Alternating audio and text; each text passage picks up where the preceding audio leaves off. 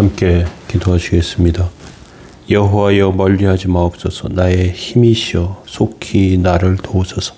거룩하신 주님, 연약한 저희들의 영혼과 삶에 하나님의 은총과 은혜를 베풀어 주시고 오늘 한날에도 주께서 주시는 복되고 귀하고 한 온전한 은혜가 날마다 넘치도록 주님 붙들어 주옵소서. 말씀 가운데 힘으로 은혜로 능력으로 더하시기 원합니다. 예수님의 이름으로 기도합니다. 아멘. 찬송가 202장 1절 찬송 드리겠습니다.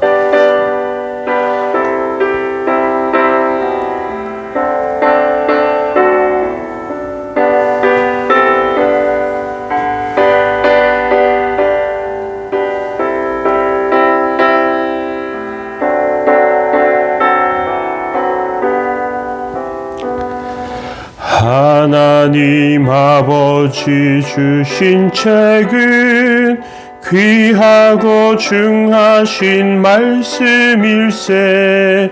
기쁘고 반가운 말씀 중에 날 사랑한단 말 참 좋도다. 주께서 나를 사랑하니 즐겁고도 즐겁도다. 주께서 나를 사랑하니 나는 참 기쁘다. 아멘. 함께 보실 말씀은 시편 22편 6절에서 19절까지 말씀 보시겠습니다. 나는 벌레요 사람이 아니라 사람의 비방거리요 백성의 조롱거리니라 니이다.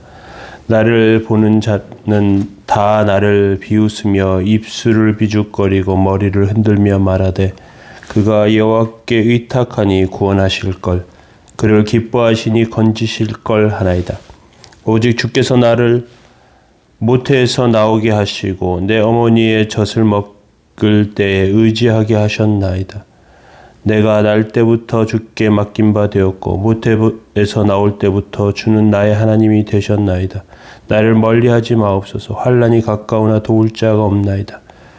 많은 황소가 나를 에워싸며 바산의 힘쓴 소들이 나를 둘러쌌으며 내게 그 입을 벌림이 찢으며 부르짖는 사자 같으니이다. 나는 물같이 쏟아졌으며 내 모든 뼈는 어그러졌으며 내 마음은 밀랍 같아서 내 속에서 녹았으며 내 힘이 말라 질그릇 조각 같고 내 혀가 입천장에 붙었나이다. 주께서 또 나를 죽음의 진토 속에 두셨나이다. 개들이 나를 에워쌌으며 악한 머리가 나를 둘러 내 수족을 찔렀나이다.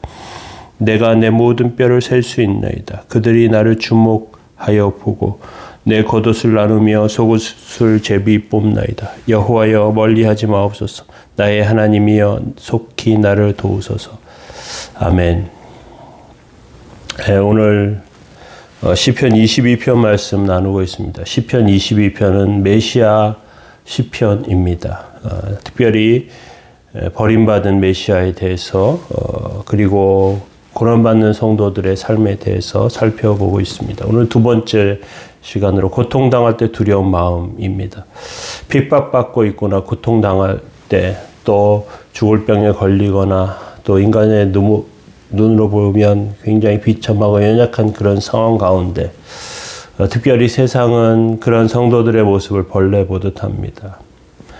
6절에 나는 벌레요 사람이 아니라 사람의 비방거리요 백성의 조롱거리니이다. 이렇게 시편 기자 고백하고 있습니다.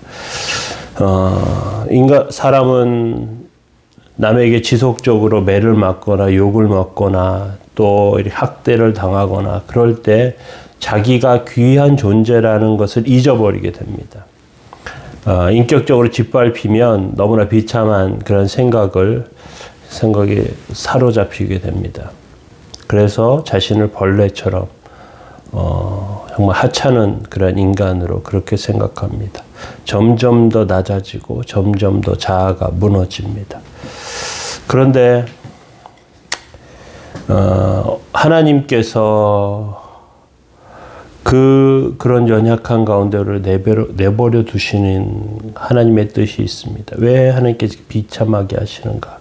그 이유는 이 세상에서 멋진 작품, 멋진 도자기로 만드시기 위해서입니다. 진흙을 이겨서 발로 하고 손으로 하고 그렇게 이기고 다 하면서 공기를 다 빼고 그리고 나서 이제 도자기의 형상을 만들고 굽고 멋진 작품을 만들어가는 것입니다.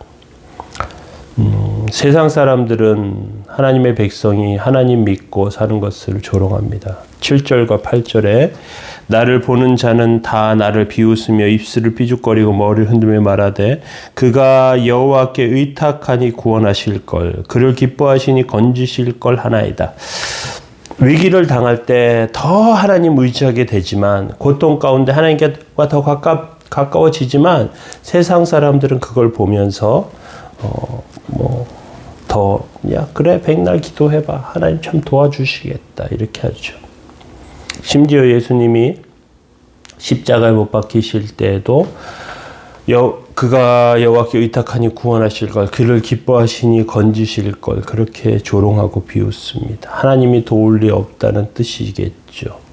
그런데 예수님께서는 이런 수치와 정말 그 부끄러움과 이 모든 것을 끝까지 참아내십니다.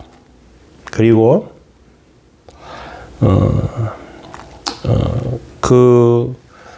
그런 것을 통해서 더 세워지시는 모습을 볼 수 있어요. 특별히 9절과 10절에 보면 오직 주께서 나를 모태에서 나오게 하시고 내 어머니의 젖을 먹을 때 의지하게 하셨나이다. 내가 날 때부터 주께 맡긴 바 되었고 모태에서 나올 때부터 주는 나의 하나님이 되셨나이다. 아무것도 모른 채 세상에 태어났지만 하나님께서 모태부터 아셨고 그리고 우리가 하나님을 믿지 않고 죄를 짓고 살아갈 때에도 하나님은 우리와 함께 하신다고 말씀하십니다. 하나님 버리지 않고 않으시고 죽든지 살든지 하나님의 손에 붙들려서 살게 되죠. 하나님께 맡겨진 상태로 태어났고 맡겨진 상태로 살아가는 것을 우리 기억할 필요가 있습니다. 그렇게 하면서 하나님을 의지하는 그 백성들 12절과 13절에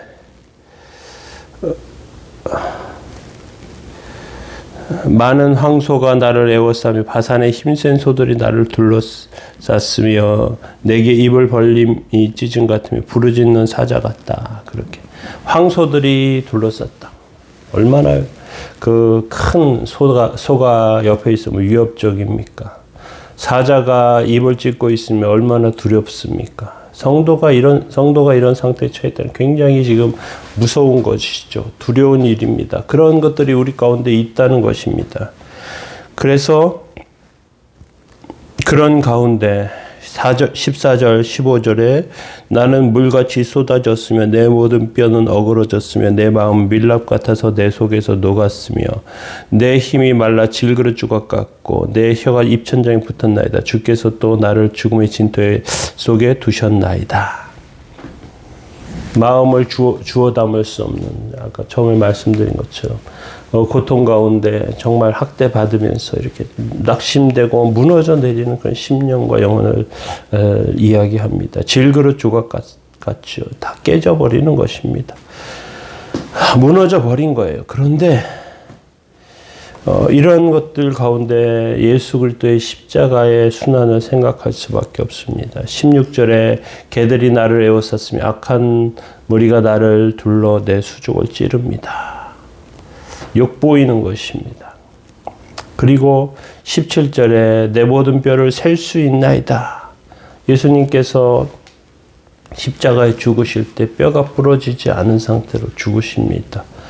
뼈를 셀 수 있다고 하는 말씀 그런 의미가 있어요. 18절에 내 겉옷을 나누며 속옷을 제비 뽑나이다. 문자 그대로 이루어집니다. 예수님이 입었던 그 헤롯 왕이 걸쳐 주었던 그 겉옷 비싼 천입니다. 그런데 그건 제비 찢어서 나누고요. 속옷은 하나로 통으로 되어 있습니다. 그걸 제비 뽑아서 가져갔습니다.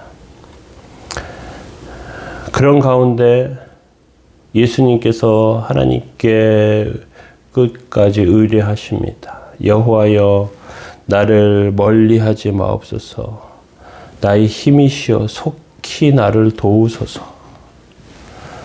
고난 중에 두려운 마음 가운데 이렇게 있으면서 예수님도 이런 고난과 어려움을 당하시면서 주님께 기도하신 것처럼 우리도 어려움 가운데 주님을 의지하면서 그러면서 세워져야 합니다. 그렇게 주님 의지하는 삶 가운데 하나님께서 주시는 계획, 하나님께서 주신 세우심, 인도하심이 그 안에 드러나며 나타나게 됩니다. 사람들이 우리를 더 괴롭게 할 때에 정말 한계 상황에 부딪힐 때 우리는 확신할 필요가 있습니다. 하나님의 계획이 있구나. 하나님의 뜻이 있구나.